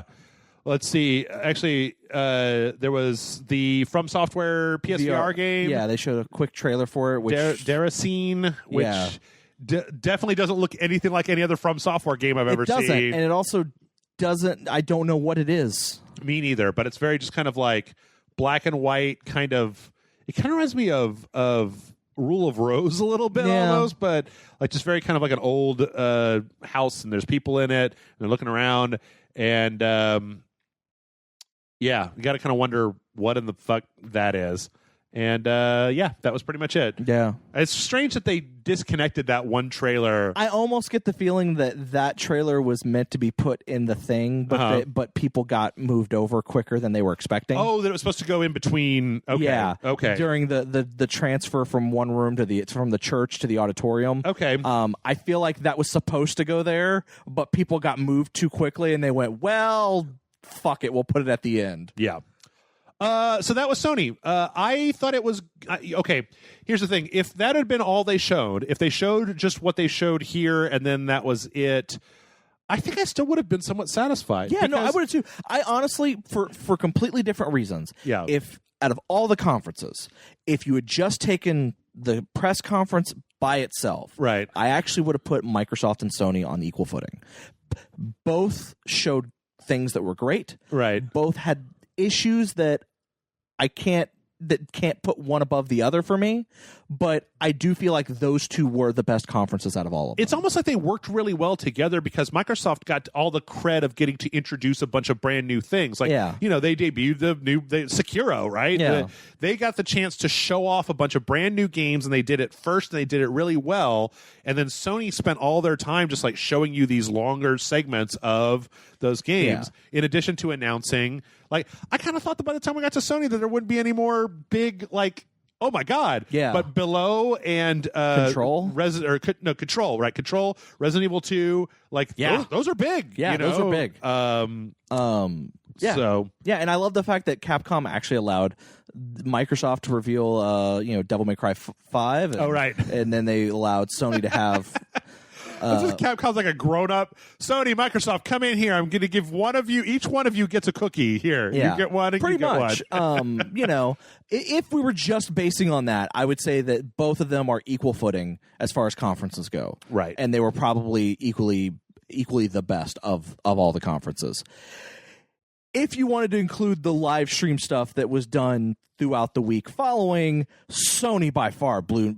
Literally, Microsoft had 3 shows, or 2 or 3 shows, in which they were like an hour or 2 hours long a piece. Yeah. And they didn't really show anything more than what was already on the actual press conference, whereas Sony's all like 8-hour long streams where they were literally just interviews with not only with the games that were shown at the press conference, but games that weren't even talked about. They also had very long interludes, and they also replayed segments. They did during those. So I just don't want somebody to say, well, actually, because when I was watching it, there was a bunch of times where while they were getting new people in, there would be 15 to 20 minutes worth of just filler. No, filler here. I know, but it was like, but it felt like every time I looked at that stream, like there was something new that I hadn't seen before. Well, I mean, like in comparison to the Microsoft one, where I feel like Microsoft again was doing the old model of just like, and we're done with E3, so like, we'll show a few things, but the fact that there were so many Microsoft fans in the Sony live stream slagging them off, saying the PlayStation is garbage, I think speaks to that. But yeah. Anyway, we were even running a little bit over time, so we're in the home fucking stretch. Also, I'm going to take this opportunity to say there is no podcast this week. I'm not doing a podcast. Also, I know there were a bunch of other things from E3. I'm going to tie those up and talk about them next week. Nintendo. All right. Nintendo is a real mixed bag for old Jeff. I have very, very, very strange and mixed feelings about Nintendo. I understand. And they should become clear as we talk about it. So, Nintendo actually started off with a fucking huge bang in a thing that I was like, what is this? What is this? Like, it was a huge, like, crazy, cel-shaded, high-contrast mech game. I was like, is this Armored Core? Is this Front Mission? What am I looking at here? And the answer is neither. This is Daemon Ex Machina, and it's got big metal soundtrack and mechs. So, Demon in the Machine? Well, Demon is like a well, because Deus Ex Machina is God in the Machine, right? So Daemon Ex Machina would be. But this demon, the way that word means like a sorting thing. It's like when you get a message from a mailer, demon returned, blah blah blah blah, yeah, okay. right? Daemon, but it's pronounced demon. But I like what I'm seeing here. I mean, I fucking dig mech games. And I like that this one's the kind of crazy style of like, jumping on a giant mech's arm and flying off the side of a building. Looks really cool. I like the kind of high contrast red world. This looks really, really, really nifty. I actually caught a little bit of one of the Treehouse things where they were showing it. It was unfortunate though because it was like the people who were playing it weren't very good at the game. Well, that's disappointing. I mean, outside of like Titanfall, when was the last time we had like an anime fucking mech game? I mean, even what franchise? I guess Zone of Enders. Yeah, Zone of 2 Enders is coming back out. Yeah. But Front Mission Front Mission and Armored Core haven't had a game in a long time. Yeah. So yeah, I'm really interested in seeing where this one goes. Because it looks absolutely fantastic. Oh, you know what? No 3DS this year, right? Yeah, no. All Switch. All Switch all the time. Yep. So after that, we jumped over to such a strange trailer because I feel like I had no idea what was being talked about, and I was looking at it. This is Xenoblade Chronicles 2 DLC, and it's called Torna, the Gold Country, and I couldn't tell you very much about what in the world is going on here because, like all JRPGs, it's a montage of like things that I feel that people that played Xenoblade Chronicles would know what they're looking at. Yeah. They'll be like, oh, look, that's got to be this place, or that's got to be this person, or that's got to be this town. And I'm like, I don't know what any of this fucking shit is. Yeah. Looks like Xenoblade Chronicles. I remember that one dude from when we played the first part, but yeah, I haven't been a huge fan of Xenoblade Chronicles, even though I don't think I've ever been able to get into any one of those. Did you ever try Xenoblade 2? No. Do you want to borrow it? Tell me if it's any good or not. I mean, I can, but I'm fine. If you want to. September 2018 is when that is coming out. Yes. So from there, I feel like this one's going to go really fast. Yeah, probably. So apologize. Until we get to the big thing at the end, and which will probably slow down a little bit. Right. Reggie came out to talk about Pokemon Let's Go Pikachu and Let's Go Eevee. Yeah, I'm actually...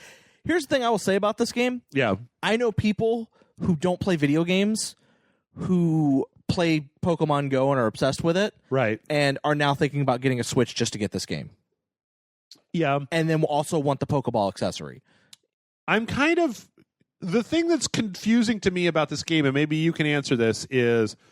So you are fighting your Pokemon, right? Like, yes. What differentiates this from the like the Pokemon Sun and Moon on the 3DS. So the biggest difference from what I understand is that it's not going to be as like long or deep. Not as deep. Okay. So it's not. It's less of an RPG.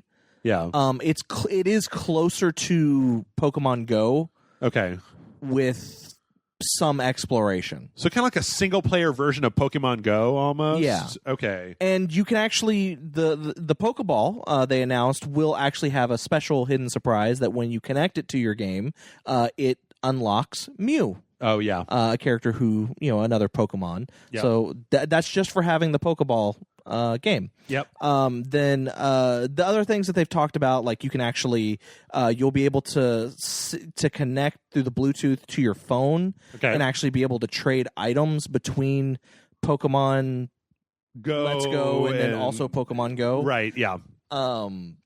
And then you can also use the Pokeball to control Pokemon Go as well. And okay, like there's a lot of crossover between the two. What it seems like they're wanting to do is this has less RPG elements than say a traditional Pokemon game. Right. And this is kind of the thing I feel like they want to bridge the gap for people who just play Pokemon Go and have never played a Pokemon RPG. Right. Get them to this because this is one step closer to an RPG, but not quite. Okay. And then when they get obsessed with this and then they get a regular Pokemon RPG, like full-on game. In another year. They get that, and they're not as, like, out of their depth. Okay. That's kind of what this seems like it is. It's a way to bridge the gap to get them prepared for that. Okay. Which I think is smart. I think it's super smart. Yeah.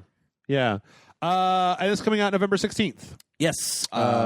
Crazy soon, and I definitely want it. Also, the Pokeball is coming out November 16th. Crazy soon, and I definitely want it. Have you pre-ordered your Pokeball Plus already? No, I have Are they already sold out? Probably. They're probably already sold out, man.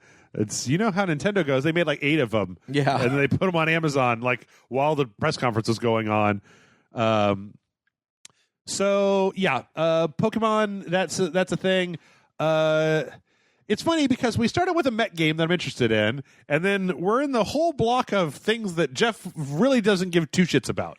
I don't know. I understand you could give two shits about this, but I'm kind of interested in this. My problem is that the next thing that they announced is Super Mario Party. Yep. My problem with this is that this looks really interesting. Yeah. Especially with the fact that how it works when you have two Switches out in the wild and how they connect together. Yep. That is all like amazing to me. Mm-hmm. Because there's like a top-down tank thing, and like depending on how you set them next to each other, you literally can move from one to another one. Like the switches can detect where the screen is, right? The on geometry, the other switch, yeah, which is amazing to me. Mm-hmm. Because you can even move it on the fly, and it will recognize that. Yeah. Like, all this stuff sounds really interesting to me, and I'm like, oh, man, that would be really cool to play, except I'd never play it because I don't play games with friends. Do you think, is there a possibility that you could play it online, maybe? But would you even want to play Mario Party online? No, fuck no. Yeah. Mario Party ruins friendships as it is. I'm not going to play with people online I don't know. I want to ruin my actual friendships. Right. Okay. What's the point otherwise? But also that there's also the traditional Mario Party where you play it on a TV with 4 controllers connected and and everything. And it's got the mini games. It's kind of nice that I guess that since the Joy-Cons come like in 2s that you can have one Joy-Con to play the game with. Again, I'm not gonna tell anybody that you can't play. I'm not gonna forbid any of y'all from playing fucking Mario Party. It's just. Mario Party ain't for me. I'm more surprised at that the thing where you can put the screens next to each other and it detects how they're laying. The geometry of it's like, what technology is in this goddamn thing? It's literally every time a new game is released, we find out some new thing that this can do that no other thing has ever been able to do before. Yeah. Like with Labo, we found out, holy shit, there's a camera in the fucking controller that no one knew about. That's true. It's true. Yeah. And this is coming out October 5th of 2018. So, yep, you look forward to ruining all of your friendships over the holidays because you did your best and then the game took away all your stars because bullshit. That's why. Yes, exactly. I think that happened to me one time, but I'm never getting over it. I'm never getting the fuck over it. If I remember correctly, that happened on a live stream. Was it a live stream or was it like when I played it with Jason, like on the loading bar? Oh no, I remember we played it on a Sunday live stream. It was you, me, and Amanda. Okay. We played one of them, and you were so pissed. Yeah, because you just kept getting your stars taken away from you. Yep, fucking hate that game, man. Anyway, all right, so. Finally for Jeff. Okay, this is the last thing in this press conference that I'm interested in. Everything after this is kind of whatever. I'm interested in everything in this conference. We finally saw the new Fire Emblem, yes. The actual Switch Fire Emblem. It's interesting looking. It's like it's kind of interesting because I feel like Fire Emblem Three Houses. Let's see if I can't find that out. Fire Emblem: The Three Houses. Yep, or just Three Houses. It's a little interesting in that it's. I feel like it looks pretty good, but I feel like all of the heroes are bolstered by like troops behind them now. Yeah. So instead of having kind of just these straight up hero fights, you've got all these troops. It seems like a little bit slightly less dynamic than I remember than. Fire Emblem looks on the 3DS to me. And I think it's just got a lot more people. Also, they're doing a cell shading look, but like the lines on the edges of the cell shading are very, very, very thin. Yeah, which doesn't work super, super well for me. However, all that being said, Fire Emblem ain't never done me wrong. So I'll be honest, I've never played a Fire Emblem game. I really, really enjoyed them, even though I haven't ever finished a Fire Emblem game. So yeah. I'm kind of interested to play this because I've always heard people always like, "Oh man, you would totally love a Fire Emblem game," and it's like, yeah, probably. Yeah, I don't play games on the 3DS all that much or any of the previous handhelds. That's kind of where I am. Is I would love to play it if they just had something that I could play 3DS games on my TV with. Yeah. So, but the fact that I can play this on my Switch, then I'm good. Yep. So it's looking good, and that's what, spring of 2019, yeah. I believe. I don't know. I don't think that this actually ties into any of the previous Fire Emblems. From there, confirmation: Fortnite is on the Switch, because of course it is. Can we talk a little bit about the controversy that's come out because of this? About Fortnite on the Switch? Yeah. So it turns out. Okay. If you have logged into your Epic Games account, okay, on a PlayStation 4, mm-hmm. you are forbidden of using that account on your Switch.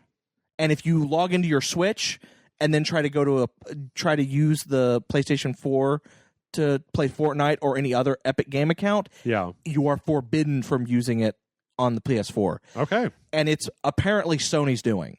Yeah, and people are pissed. Sure. And Microsoft has been jumping up on it going, hey, Switch, want to play Fortnite? Because you could totally play Fortnite with me. Oh, you moved from Xbox to or Xbox or PC to Switch? Guess what? You can still use your Epic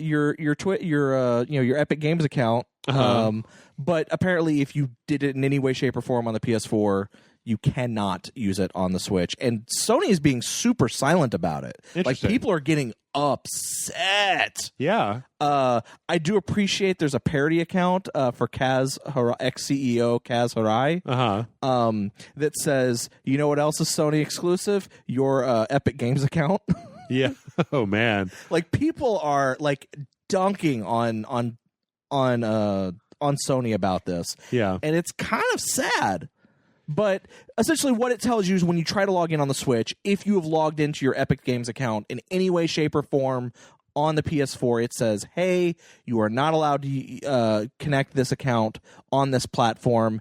If you would like to play this game on the Switch, please create a brand new account. Yeah. Yeah, they're pretty bad about that sort of thing. Let's see. Was We also offer Fortnite cross-play support with PC, Mac, iOS, and Android devices, expanding the opportunity. So it seems like it's fine for... You can actually use your same account on PC, iOS, or Android, but they've specifically locked it out of the Switch. If you've played it on if you played on the PlayStation 4. Yeah. So it's not like it's locked only to the PlayStation 4, but it is very specifically locked out of the Switch. And Xbox.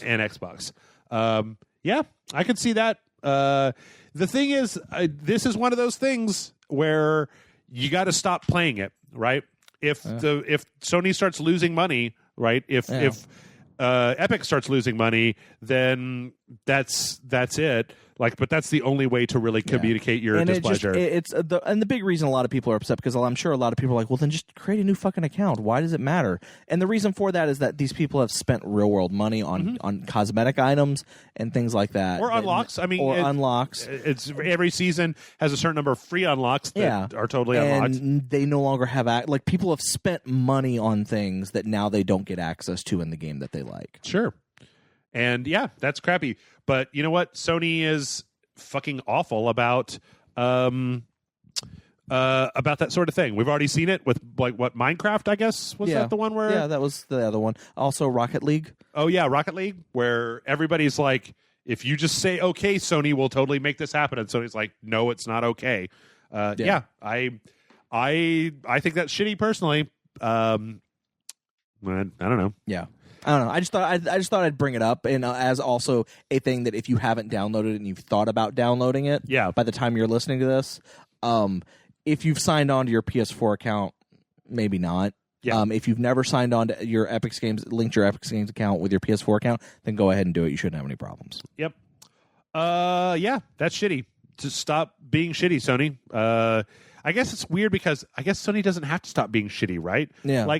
Because you have to ask yourself, outside of I guess Sony probably does make money on a piece of the microtransactions that are in Fortnite, right? Yeah. So a piece of whatever Epic is getting is going to Sony for letting them do microtransactions. So I guess if there was a huge exodus, they would be losing money. I guess I just feel like this is one of those things where, people got mad at the Rocket League thing, and then everybody just forgot about it because there was something new happened, and so we were all mad about that instead. So, yeah. Is that same thing going to happen here? I don't know. I mean, also some people are saying that Fortnite is way bigger than Rocket League ever was. Well, sure. So absolutely, maybe it won't die down as quickly. Maybe not. I think it depends on. You're also in an interesting cross section though of people who have a PS4 and a Switch and want to play Fortnite between the two of those. Yeah. Which is a strange cross-section, right? Because there's probably plenty of PS4 people who don't have a Switch. It's not a problem for them, right? Yeah. So here's the thing. I don't care either way. I think that Sony should let people do it, but I feel like the only way you're going to get that to happen is going to be to specifically go make a new account on the Switch, spend money on the Switch, and stop using your PS4 account until they relent, right? Yeah. Anyway... So, Fortnite is out, and that... Octopath Traveler is getting the new demo. I think this is where we found out about this.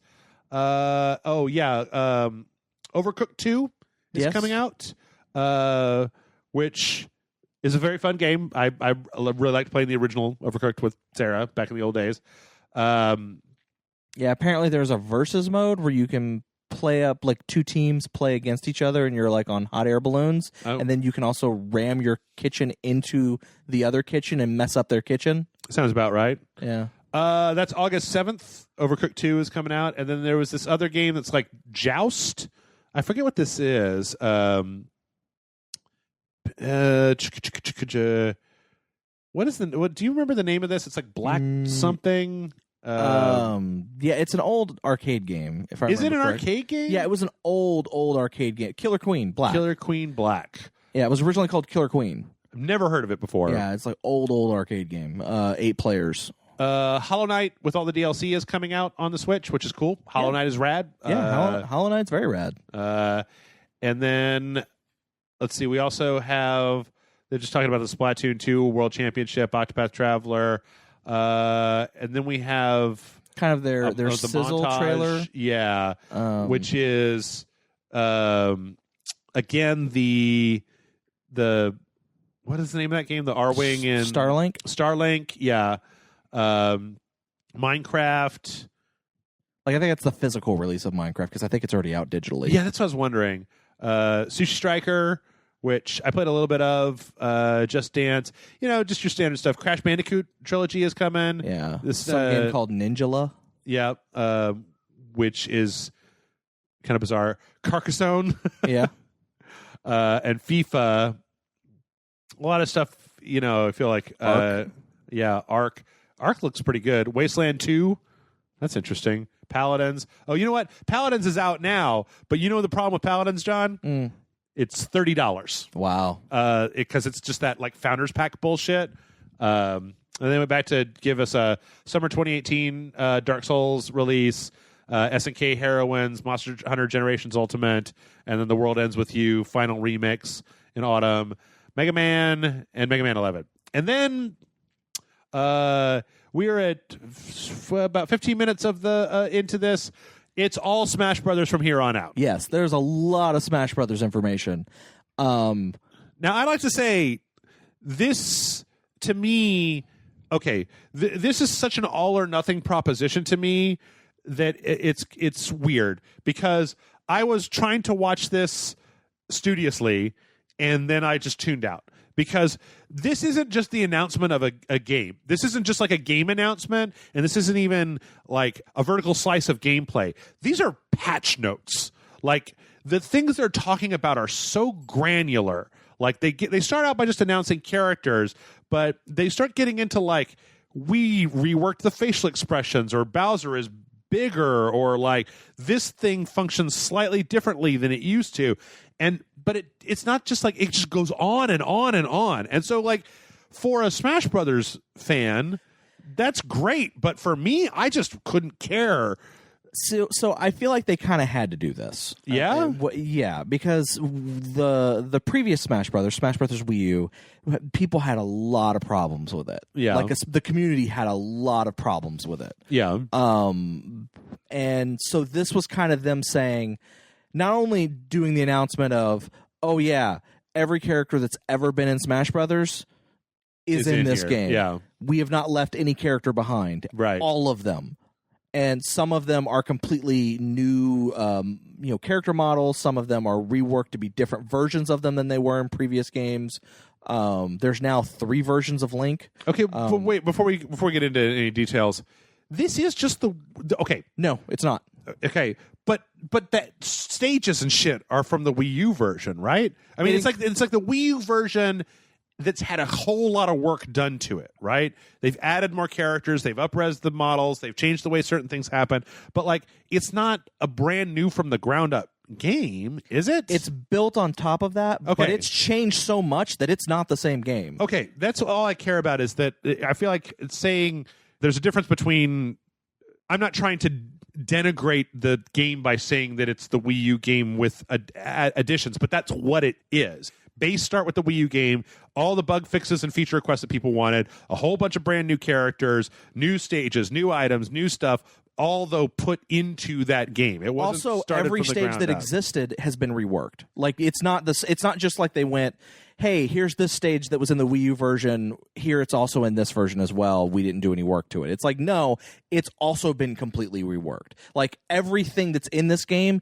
is completely different than the version. Like, it uses the engine, right? Yes, and then they've made changes to the engine, but everything is different in some way, shape, or form. So every stage is changed. Because they've now added it to where every stage has 3 different versions of that same stage, where in the Wii U version, not every stage had that. Some stages did, some stages didn't. Okay. Okay. This is that's different. I feel like whenever I have this conversation that I'm saying something different. Like, this game was not started as with an empty file and built from the ground up. It started with assets from the Wii U. Yeah, I mean, they were heavily altered and then put into some of them were, yes. Okay. Some of them are. Some of those assets were completely made from the ground up. Okay. Anyway, at this point, there's a lot of stuff going on in here.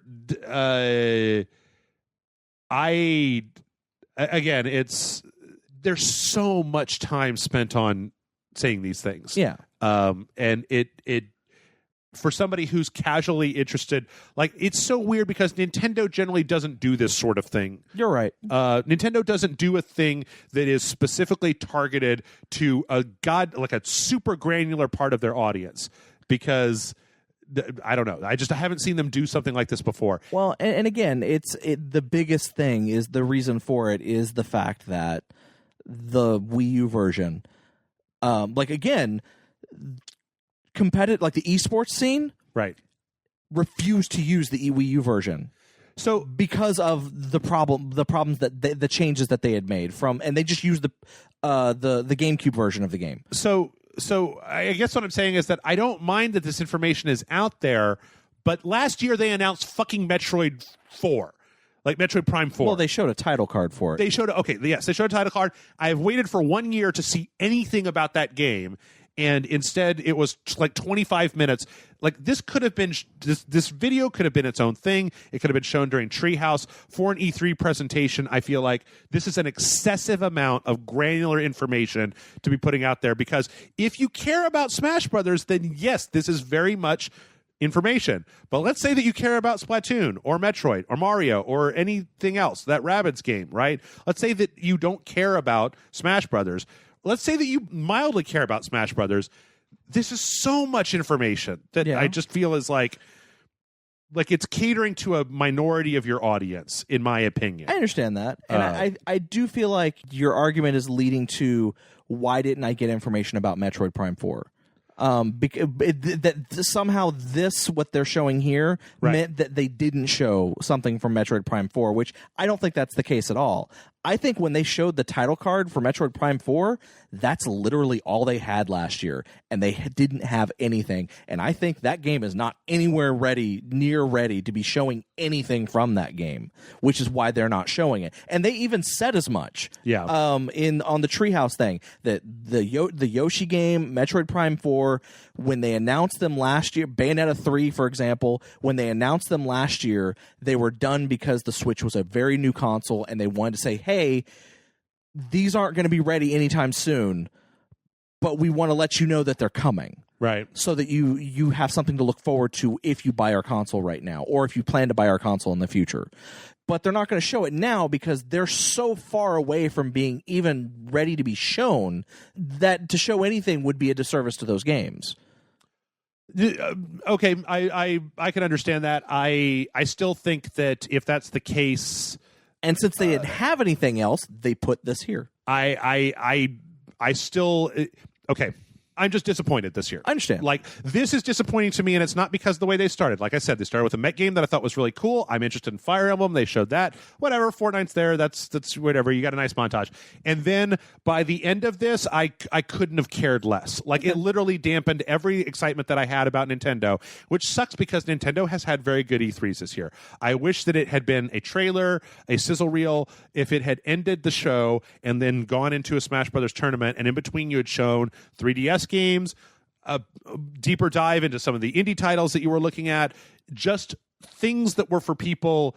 I just have never seen an E3 conference spend so much time going into such granular detail about any video game. Like, no, I don't think I've ever seen a Nintendo Direct that went this granular about stuff. Anyway, every character has ever been Snake. Yep. Metal Gear Solid. Yep. And then there's also one new character. Yep, Ridley. Ridley is part of Smash Brothers. Yeah. There's 6 million different things. I don't know. Yeah. Does any of this? I appreciate that one of the other things that they said in an interview. They were like, "There's 60 plus characters in this game." And there's 60 plus characters. Don't you mean like there's 67 because we counted and there's only like 67? Why are you saying 60 plus? I think, they're like, well, why do you need to know more than 60 plus? I think 60 plus is a good number. There's 60 plus. There's not quite 70, so it's 60 plus. And they're like, does that mean that there's going to be more characters? And they're like, could be. We don't know. We're not talking about that right now. If I had to take a guess, I think it would be that 60 represents the characters and the plus represents the weird like palette swap stuff, like the Daisy for Peach. Yeah. Well, I mean, I also think that again, I think if anything, I do think that there might be some DLC characters because those seem to succeed really well for the Wii U version. Sure. So I think we probably will see some DLC characters at some point.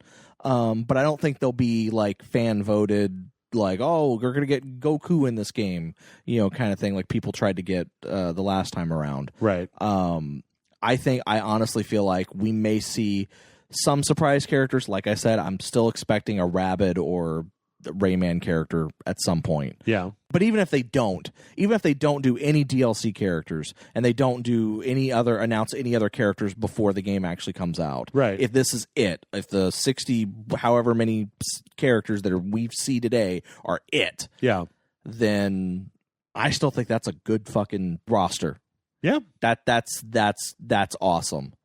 Some of the characters have been reworked. Some of the characters are palette swaps where there are slight changes in the moveset, but for the most part, they're the same moveset, like Peach and Daisy. Right. They do play differently, but they're kind of the same moveset. I do. I forgot where I was going with that. Sorry. Like I started watching the clip and then I lost my train of thought literally halfway through. It's all right. If you're a fan of, it's kind of like my whole thing with Kingdom Hearts, where I don't care about Kingdom Hearts, and so I got a little bit tired of having Kingdom Hearts shoved in my face. This seems like if you're a fan of Smash Brothers, holy shit. Yeah, holy shit. And I am. And I also like the fact that they talked to him and they said, well, is there going to be like a story mode, or is it going to be like the Trials thing from the Wii U version? Is that going to be back, or are we going to get like a full-on story mode like in Brawl? What's going to happen? Yeah. And their reaction was, we're not talking about that right now. Yeah. So, I mean, there's definitely what they showed here is not everything. Right.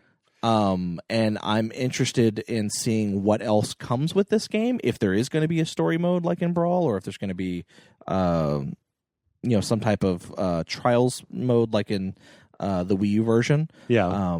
But I'm excited for this. I know Amanda's excited for this. Yep. And she plans to she wants to play you in a match where she plays as Kirby and you play as whoever. Okay. And she beats you. She said as much. Yeah. And at a live stream or whatever. But I'm excited for this. I actually am really excited for this, and I'm excited for a lot of the changes. And I actually liked watching this part of the stream, which is funny because I actually watched this part of the stream without sound. Because I was at work. And so like I had the subtitles turned on like you have right now, and yeah, I liked it. I liked it all. I did like the fact that they said that there's a good possibility that they have reworked the Mii fighters so that they can be played online. Okay. Because that was a thing in the Wii U version. You couldn't play them online. Yeah. Also, I guess they announced that you get the controller. You can attach the GameCube controller to the Wii to the Switch. Yeah, which we actually already knew that because the GameCube adapter for the Wii U was already compatible with the Switch. Okay. Like people plugged it in just to see what would happen, and it turned out it worked fine. Jesus and there are people who could use a GameCube controller to play certain games on the Switch already. Okay. Like it just read itself as a USB controller. Okay. And I did like the fact that for this, they said that all the amiibo will work with the game. If you have save data from the Wii U version on your amiibo, it will transfer over to this. So all that stuff is great. And then, like I said, then they have a new character, Ridley. Yeah. Who is a long requested character. Nintendo actually said that it couldn't be done, that he doesn't fit. Yeah. And then now we've got Ridley. Yeah. And he fits. And also he apparently murdered both Mega Man and Mario. Like flat out just murdered them. Yeah, in that trailer. Yeah, it's very strange. I don't know. It's fine. It's Smash Brothers. It's never been something that I'm super interested in. Did we already have a release date for this, and did we get one? I think we did get one. It's December. It's 7th. Smash Brothers Ultimate, yeah. Right? Available, and according to the trailer, it is 7/12. So what? May, June, July? No, yeah, July. right? No, wait. That's not right. What? Did you skip something? No. Let's hold on. It did. I spaced out that hard during this? This is this is where you get to see the live reaction from Jeff and John. No, because I remember it saying something about December. It looks like next month. Oh, okay. Let's see. Let me just make sure. Let me just quintuple check here. Coming soon. Well, wait. No. 12/7/18. The date on this video is arranged. Yeah, I thought it was 12/7/18. Like I thought it was December 7th is the release date. There you go. That's going to be really strange. That's going to be really strange. And that's it. That was all. That's E3. I thought Nintendo's press conference was well done. I agree with you. There's a lot of stuff that wasn't shown that I really wish would have been talked about in some way, shape, or form. Now they did state that there was nothing to show for those games, which is why they weren't there. I maybe would have liked to have, what else would they have shown? Because I mean, if you actually watch their tree houses, outside of a few random games, most of what they showed was Smash Brothers, Splatoon, the DLC for Splatoon, right, and Mario Tennis Aces. Like literally, they just kind of they kept going back to those three things, and Aces comes out like in a few weeks. The thing is that I was disappointed because the Smash Brothers stuff, because like it's worth pointing out it went on for a long time. I'm not just being a negative Nancy. It was a 30-minute this. video, and it was 15 minutes of the video. Yeah, like it was, and it just like sitting there waiting to see if there was going to be anything else, and it was just like, nope, here's thing after thing after thing. I mean, I was watching it.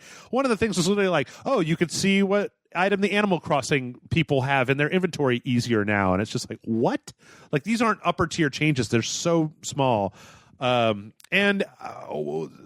for my money, if Metroid Prime 4 was this far away, then they shouldn't have said anything last year.